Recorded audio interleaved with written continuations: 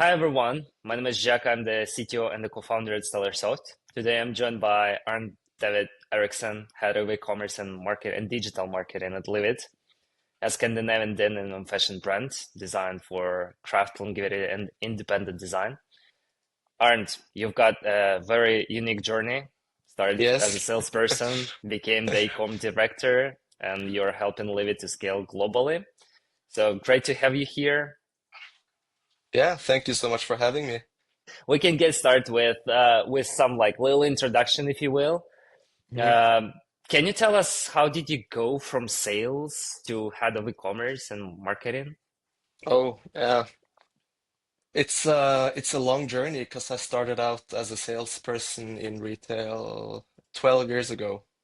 So just as store staff in a small city called Kristiansand in Norway, south of Norway, Hmm. and just found it to be incredibly fun. So I was in high school back then, Hmm. and got like an internship, so working every Wednesday in the store at a jeans shop in Kristiansand. And I had like this incredible store manager who was like such a great salesperson. Oh, And yeah, and he really wanted me to become that as well. So he really he really drilled me on how to approach people and what to look for and sort of the meaning of sales. That it's hmm. not necessarily only about getting revenue, but actually understanding customer needs and addressing them as best as possible. And that's like the main game of it all. Hmm. So it was really, really fun. And I was an intern for 2 years before actually becoming hired, because in Norway, you can't close the shop alone unless you're 18 and like other limitations. So it didn't make sense for them to actually hire me until I was 18. Oh, oh. Yeah, but then I worked for 10 or 11 months, just as like store staff. And then after those, yeah, I think 10 months, then I got my first shop. I became a store manager myself. Okay. Yeah, and incredible responsibility. And Uh, being, I can 19 imagine. years old. I can imagine. All the store staff was older than me back then, so it was quite interesting to kind of figure out how to actually, uh, you know, understand how to achieve like a good team and like good leadership, the values that's underneath, sort of growing the culture and growing the sales culture in that shop. But Hmm. super duper, yeah, it was a great education for sure in sales, but also in like management. So sorry. So to outline kind of like the entire experience with that mentor being in place and like kind of like trying to teach you different like ideas and the mindset behind being a like salesperson that Mm, it it's about every different aspect hmm of the commerce sphere. Like hmm if we were to outline like generally speaking, what changed in you and your skill set? What would you outline as your top three skills that you gained over the years that you think are the most important for the ecom director? Yeah, so understanding needs and requirements is like really easily pointed because it's so necessary when working technical, Hmm. especially for e-commerce. Like, what does the user actually need or want? What is the friction points from a user Hmm. perspective? Hmm. And this is universal, I believe. It doesn't really matter if it's in a physical space or a digital space. You're always going to have these questions of what's stopping this person from understanding what we're doing or trying to Hmm. achieve. Hmm. And this is also super important in sales. So sort of figuring out the person behind the communication in some aspects, and then actually shifting the communication to meet the customer criteria or the person's criteria. That's Cool. like a main point, I'd say. Yeah. Were there any moments where you were like saying, thinking about the situation or thinking the experience or the experiment that you've run with the business, and then you are like, "Hey, this is working. Let's continue doing this." Was there anything of that sort that you can? Yeah, remember from from your my experience? retail days, that's kind of the one of the most interesting parts about working in retail. It's like finding the one-to-one relationships. So you're trying to, especially with merchandising, you're trying to figure out because you have zones and you have tables, you have racks, you have all these kind of elements Uh-huh. to serve customers. Mm-hmm. And the slightest change in how you structure everything Mm-hmm. in your store really matters, and it really Yep. affects foot flow and also Okay. confidence.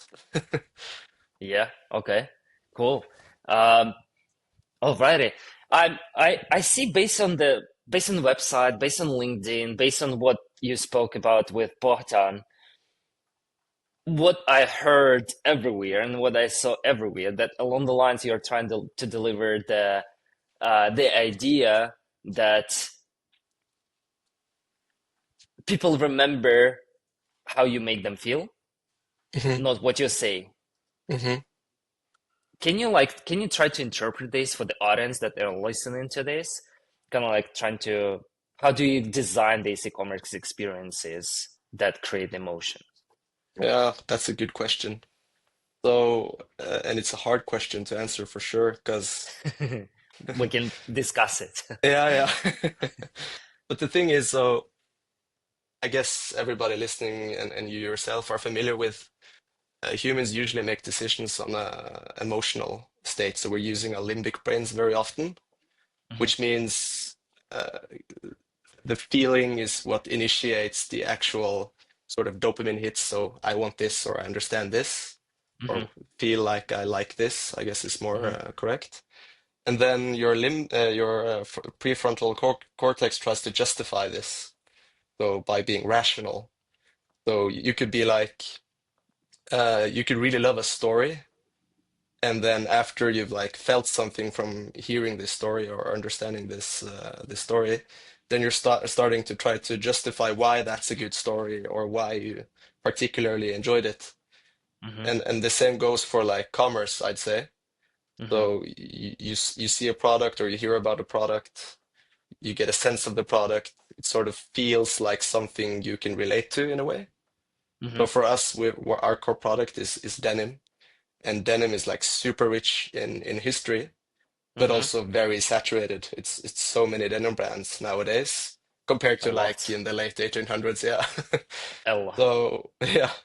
So how do you sort of convey stories surrounding denim that's unique and also Hmm. offers something to relate to? And based out of Norway, we started out in the direction of actually manufacturing everything ourselves in Norway to Okay. be like the first Norwegian denim producers and jeans Okay. producers, Okay.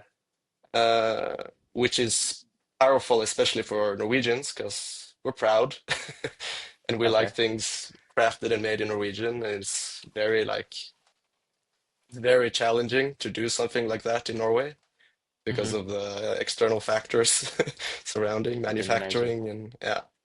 So do you guys Uh, do like from A to Z, like production wise, manufacturing wise? yeah, okay, so that's the caveat. So we bought actually our denim from Japan. Oh, okay. Yeah, the Japanese are the best in producing denim. They Okay. have such a strong culture for producing very well. It's part of their DNA. Hmm. So we purchased denim from from the Japanese, and then we assembled and manufactured everything in Norway. And it was just one man doing it, which is our founder. It was like a Oh, one okay. man, yeah, jeans factory here up in Trondheim in Norway. Okay. So was it him alone who was working on the brand like from the very beginning? And then Yeah, he, so wow, back cool. in 2010, 2011, he was the only one, and then slowly built up his team. Okay. And global expand, given that we're already talking about Japan, like global expansion wise, I know that you guys are like trying to like explore the entire world as far as the sales go, and especially Mm. Korea and Japan being one Hmm. of those regions that you'd like to be like present in. Hmm. They're very different cultures than European ones, different Yeah. mindsets, different everything. Um, is there anything specific that like made you go there? And other than that, how do you adapt the business to be able to kind of like present yourself in both regions that are very different, like Hmm. visually wise? Yeah. So to just give some context, so we've been building Livid for the past 15 years, very like with a long-term view of going global someday, Hmm. which means the internal infrastructure, like we invested in our own like robotics central storage. Wow, okay. So to make sure that once we go global, we can actually handle it. Hmm. So we can fulfill with the same level of customer satisfaction as we do locally here in Norway, Hmm. which is really important for us. Like when we're first going to do something, it's going all the way, but it would be really bad if there was some internal process or internal limitations to actually achieving the sort of momentum that we are able to create. Hmm. So that's like the first thing. We're Okay. ready to scale. Hmm. Second thing, it's kind of all about signaling in fashion. So yeah, our core product is denim, but we also do collections, and we've gotten Hmm. acclaim for these collections. We do showrooms in Paris, in New York, in Copenhagen.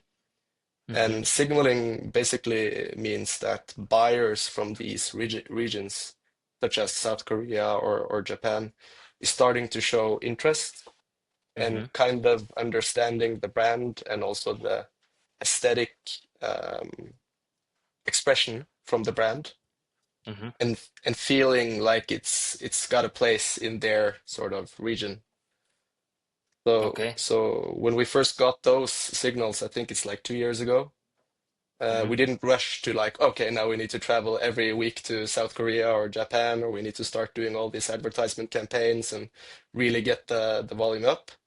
It was more like sondering, figuring out what is the right move, and the requirements. And then now, like just now on Sunday, our founder and the head of product went on a trip. So they're going to South Korea and Japan to start to create connections and understanding the retail environment in Hmm. South Korea and Japan and figuring out, yeah, sort of figuring out the requirements, I would say is the to sum it For up. them.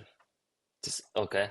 Yeah. But you don't have the retail stores there yet. It's just the online sales that you've got from those regions, correct? Yeah, we actually have four stores, so not our own stores, but four stores that have purchased Livid in South Korea. Oh, So okay. it's like B2B sales. Yeah. Okay. What is the percentage between D2C and B2B retail? Like, where do Yeah, you get the most part? in total or in South Like, Korea? no, in total. If we were Yeah, international so orders, maybe like if you differentiate that. yeah, so like in total, D2C is the biggest for sure. Because we Hmm. have our own stores in Norway. We have five stores in Norway, Livid stores, and then Okay. we have the e-commerce. So that's I think it's somewhere between 80 and 85% share of revenue, the Hmm. D2C. Hmm. And then, but we have 40 merchants that purchase Livid. Hmm. So those, yeah, 20, 15% is 40 merchants. And then Gotcha. scaling the merchants in South Korea and Japan, and also give us a bigger presence in these regions will also, result in our e-commerce to To go up. grow. Got it. And correct me if I'm wrong, but I think I heard the numbers of 30 to 40% of where you are with the international orders right now, with the Yeah, aim of being at around like 60% or something yeah. in 2026 or something. Why is that the next big frontier for you? Well, Norway is a small market. Hmm. Indeed, but Yeah, yeah. So yeah, but it kind of all is interconnected. hmm. So scaling our distribution to a network of merchants will also help. presence, which will also help us target better in those regions. Hmm. So having signal stores, for instance, in South Korea, will be a touch point that can be very lucrative for us when starting to do meta advertisement, for instance, in South Hmm. Korea. But So you haven't started the advertisements yet. yeah, we've started a bit now. So brand Oh, awareness okay. campaigns and yeah, because they're meeting a lot of buyers and they're meeting a lot of agents. So it would be good if they already saw some visual sets from Livid before the founder and the head of product meets them. Gotcha. What Mm. has been the hardest part of scaling outside of Norway? Is it logistics, returns, cultural differences? Yeah, it's more about the customer for sure, because all the other stuff like logistics and returns, it's already been done before, so it's kind of easy to, well, it's not really hard to find a solution for it. It might not be the best solution, but you can always work on a solution. Hmm. But understanding the culture and like the sentiment, what is the sort of what aspect of the brand works, kind of. Okay. Because yeah, here in Norway, made in Japan can be very powerful because Norwegians know the Japanese work culture. Hmm. But in Japan, maybe not so much. Made in Japan, does that mean something there? They already have a very strong, I'd say, portfolio of great denim brands that also produce in Japan. Okay. Is that a differentiating factor for Livid to be produced in Japan? In Japan, I'm not sure. Perhaps made in Scandinavia would be more powerful there. So from like a marketing perspective, kind of understanding what is the sort of brand market fit is Hmm. is a is a is a huge question for every market. Okay, cool. Given that you've done some research, it looks like, and again, you like your founder had a trip there. Do you already know any like? Can you give us some hints or some like, or maybe like some reports or summaries that you've already gotten internally? Like, what is the biggest difference between Norwegian shoppers and Asian shoppers, specifically Japan and South Korea, like So emotionally, culturally? yeah, well, South Korea, for instance, they're so far ahead in Hmm. like the fashion Hmm. sense. Hmm. So their aesthetic expression is way more sort of on the, I'd say, okay, so Norwegians have like a comfort zone of say like here. Okay. So this is like the average person trying to Okay. purchase clothing, doesn't really care. And then you have Okay. like the super fashionista that really cares and really believes in, aesthetic expression and design. Okay. And then in South Korea, this person would perhaps be average. And Oh, then really? yeah, they're so far ahead. And also it's so much bigger, population. Okay. So the people that are here from like a design and fashion sense, there's Mm-hmm. so many of them. So they have so Mm-hmm. much more impact Uh-huh. and they are so much more, Influence on the rest of the people, right? yeah, yeah. But they also get exposed to so much more in this realm of, aesthetic expression and fashion. Mm-hmm. So just like from a population sense, that's a major difference, being competitive in that space. Yeah. Have you been to Japan or South Korea or China or any of those like regions, countries in the region yourself? Like have I'd really love to go, and I have to go at some time. you will have to, yeah, yeah, for sure. Yeah, yeah, yeah.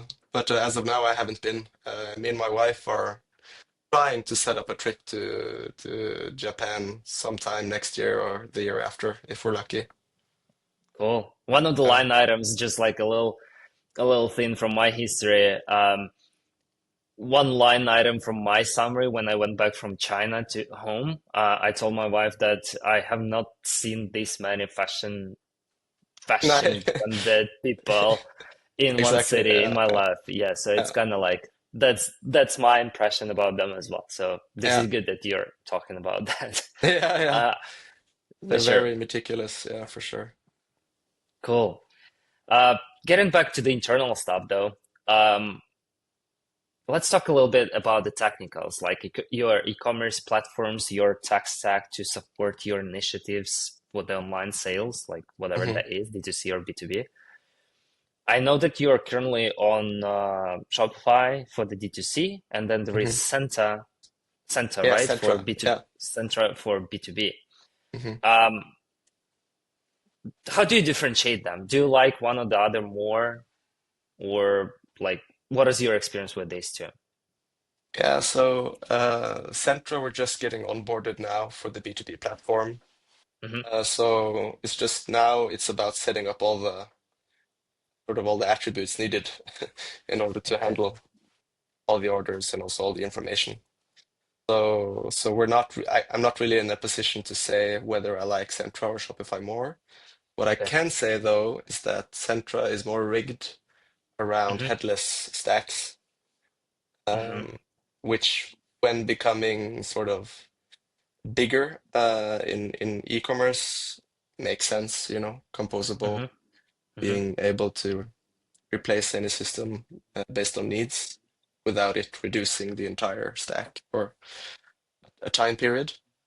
Okay. But we're really happy with the Shopify as well. It's been serving us really well for the past 5 years. Okay. Yeah, and making it.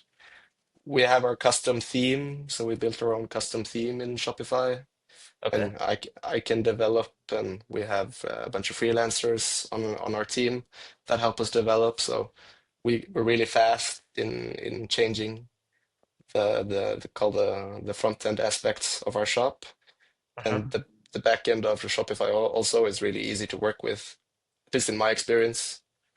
So you can always find solutions. Given that it's been years now that you're with Shopify and it's just like some time that you're with Centra, like have you gotten any like feedback for the customers, for the audience who probably just want to start their first Shopify store? Could you outline something that you think are limitations or challenges when it comes to Shopify for managing the Uh, D2C brand? yeah, so other people. So I guess like, well, now with like AI and vibe coding and like the availability of changing stuff to like a standard template theme, you know, Mm-hmm. uh, sort of seems like to have resolved many of the like startup challenges for newcomers that want to have a Shopify store, Mm-hmm. but don't can't really afford to customize or make it really like on brand for them yet, but still Okay. really want to change certain elements and certain sections or yeah, whatever they feel like they need to do in order to serve their customers. Mm-hmm.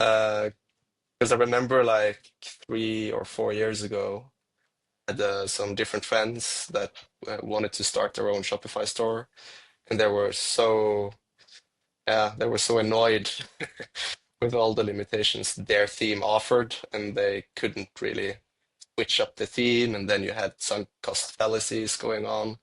I've already Mm-hmm. invested so much time in trying to make this one they have work. So like this kind of, I would say, obvious questions surrounding the theme setup Uh-huh. is a big one. And Okay. then you have, it's kind of hard to go back to those questions, but like the product, how the product is set up in their catalog.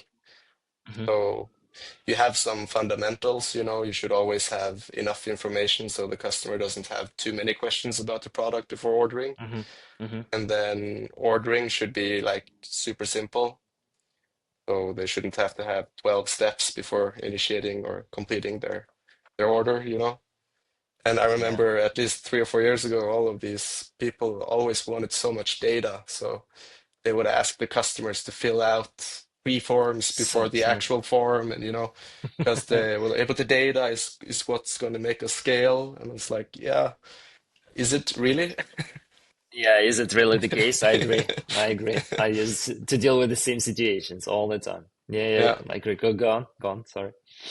Yeah, and the traffic question. So how do you get traffic? Hmm. That's sort of the main challenge, I believe. A lot of a lot of people starting out and hard Hmm. because building a brand is really hard, and then trying to source traffic without having that brand to begin with is even harder.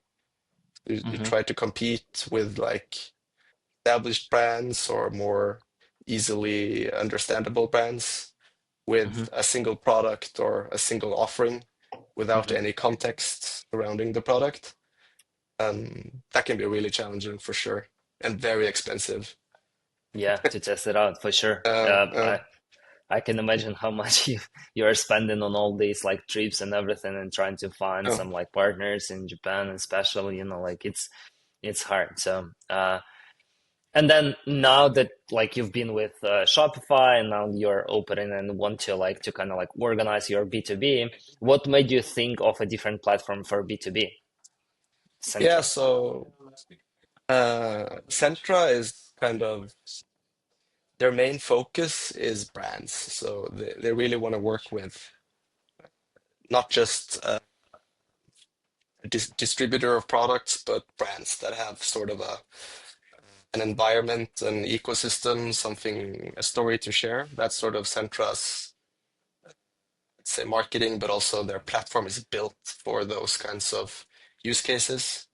Mm-hmm. So like omni-channel, inviting the customer in not only to experience the product, but get a sense of why the product exists to begin with. Mm-hmm. So the functionality behind that is really nice and obviously available and easy to use. Mm-hmm. So that's why kind of Centra became like a question mark last year. So should we go over to Centra and do everything in Centra? Uh-huh. Because they have so much great functionality from their the PIM motor, Mm-hmm. like so easily to plug and play in with all of our use cases for B2B, D2C, but also retail. Cool. So that was the initial question, and then obviously the financing and like the investment of actually moving platform, it can be substantial. And Mm-hmm. for our sake, internal capacity is can be hard to manage. You have many aspects of the business that always needs attention. So Mm-hmm. after just launching our latest, theme and our new web shop, is this Okay. a good time to migrate over to Centra? We Mm-hmm. concluded no, but we still want the B2B to be up and Mm-hmm. running. So that's sort of where the decision was made. So we are in Cool. need of a B2B platform to handle our growth. We can do that with Centra, and then if Centra is really good and we feel comfortable with migrating, then that might be a viable option. Cool. And have you done any like comparison tables or anything that you can reveal as the like one of those key differences that Centra offers that like the other platforms do not? I'm not talking about Shopify specifically, but just in general. No, actually not. So obviously we did this in last year in March or April, looked at a lot of different providers. We've also Hmm. tested some providers before, especially for the Hmm. B2B. Hmm. But I don't have it's been 16, 17 months since that time, so I don't have the tables I can reveal now. But Okay. Yeah, I but can imagine. I mean, indeed, it's still for the brand, so it's cool. But hmm, it's good for the listeners because they'll be able to check it out, see what the platform is doing, like what is it is about for the brands. yeah, But yeah, for so sure. so so good. Me being in the e-commerce for 10 years now, e-commerce, not like retail or anything. It's just like simply about e-commerce. This is the first time that I'm hearing about Centra, to be honest. Entra, So okay, yeah, yeah, cool. so it, all these kind of like shows and podcast conversations. This is good for everyone, just because we can reveal some good insights. So thank you. Yeah, for Um, sure. Check it out though. It's a cool platform will for do. sure. I have Swedish. already. I have Okay. already, just because I had to prepare. Yeah, yeah, yeah, for sure. And you mentioned that you are using like you've got freelancers. You're quick to make changes on the website. You're kind of like you're fast enough to be able to update things, to be in trends, etc., etc. So it means that you outsource basically the execution of the work to the freelancers. I think you mentioned Canadian front end team to Bogdan. Yeah, yeah. Uh, what makes you make a decision in terms of whether to keep it in-house or outsource? Like, what is the Hmm. advantage of you having the freelancers rather than the in-house team? Yeah, so it's kind of a hybrid solution because I do a lot myself as well. Hmm. But for specific projects, especially like the ones where we're using some people in Canada, it's Hmm. for a specific initiative under the Livid brand. Hmm. So I don't know if Bogdan told you anything about it, but we're sort of it's a transparency initiative. So it means the granular as we can make the insights surrounding each and every stage and facet that our product has been through, going Hmm. from a raw material or raw materials to a Hmm. finished product. So this development, it's a big project for sure, because Hmm. one pair of denim or jeans, sorry, can be 50 different hands across 8, 9 different countries. Hmm. And they all use different systems and they all document their process differently. So sourcing that data in our own environment can be quite, yeah, time costly. I can imagine. And you have the back end side of it, and then you have the front end side of it. So we were in need to sort of refine the design because we made mock-ups here in-house Hmm. and knew what we wanted. And then Hmm. to hand that over to someone who really understands user experience, user interface, getting sort of the like making it as good as an experience as it can be while we're still developing the back end so it can work simultaneously. Hmm. Really important in order to have it in time so we actually can launch. Yeah. But why not hire someone internal? Yep, Well, we're that not was my next question. really, yeah, we're not really a software development company, so our use case is always very specific for either a specific project Hmm. or a specific time period. That's Hmm. at least what we require now. So in time, then hiring front-end or UI experts or designers would perhaps be beneficial. But Hmm. as of now, we're not really in need. We're just in need for specific projects or things. I mean, this is what most of the brands entail as far as the model goes. Like Mm, it doesn't necessarily have to be an in-house team whenever you grow, but at some point you'll potentially want to consider that, right? yeah. Uh, this is good that there are some advantages, but like, would you be able to kind of like summarize and share some insights as to the other brands in terms of the challenges that they may face or you are facing and how you are handling them? Like maybe like we can go through the specific example Yeah, or like so open challenges. interpretation of the brand narrative and brand direction can be a bit hard, at least in my experience. Hmm. So it really the brief needs to be really good. It needs Okay. to be detailed, and it needs to be understandable from like a sensory sense, not just rationale. Hmm. So sort of the main job of a brand, is attacking feelings and not just thoughts. Hmm. When hiring freelancers, uh, being really detail oriented surrounding the technical requirements is important, but also what is the brand all about? What are you trying to achieve with this project? So what is this initiative going to do? What is going to give? Hmm. What's sort of the fundamental aspect of developing it or initiating it, developing it, and launching it for the brand, but the customers. Hmm. Really tapping into that when onboarding a freelancer is, at least in my experience, crucial because it can be so frustrating going back and forward 20, 30 times on something you thought you'd explained really well, but it But, turns out you didn't. so do you kind of like do are you trying to say that you're trying to kind of like to you are doing a very detailed brief for the front end team, and they like you work with your internal design team, but then whenever you hand it off to the freelancers, it's hard to get what you're expecting to get, kind of like Mhm.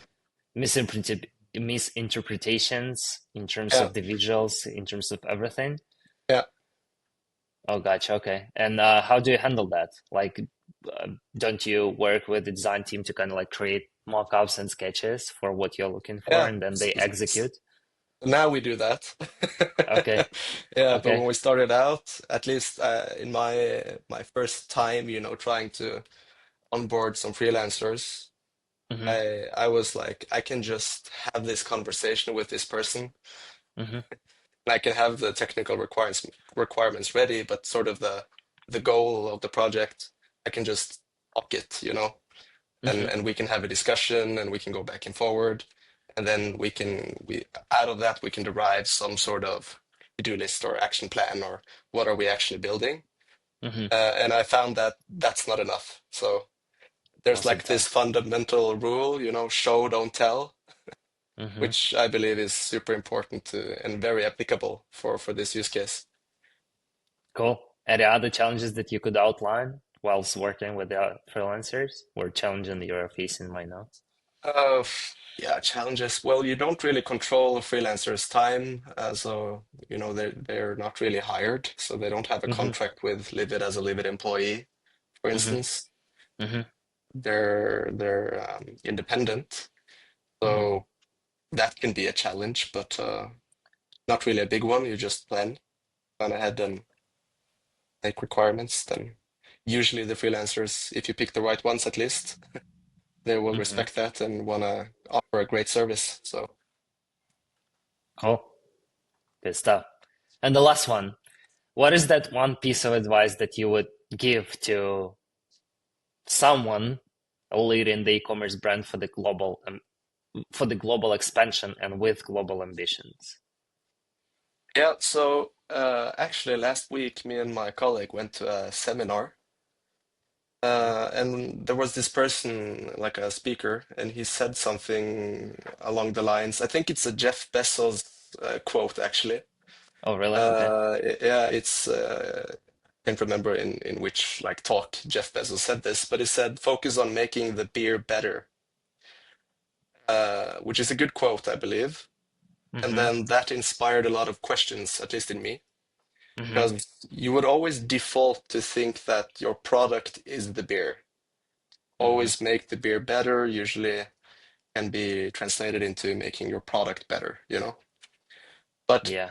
for a brand, and especially a brand that wants to go global, figuring out what is the beer. Yeah. Is it the brand, the context around the product that's the beer, making that better, or is it the specific aspects of the product making that better or more hitting towards the market? It's Mm-hmm. it's a really good question to ask, especially for those in fashion and clothing. That I Cool. would be like a good advice. Focus on making the beer better, but also understand what is the beer. Yeah, for sure. Uh, And lots of thoughts, food for thought, I would say, after the mm, seminar, right? yeah, yeah, great Cool. food. Great food.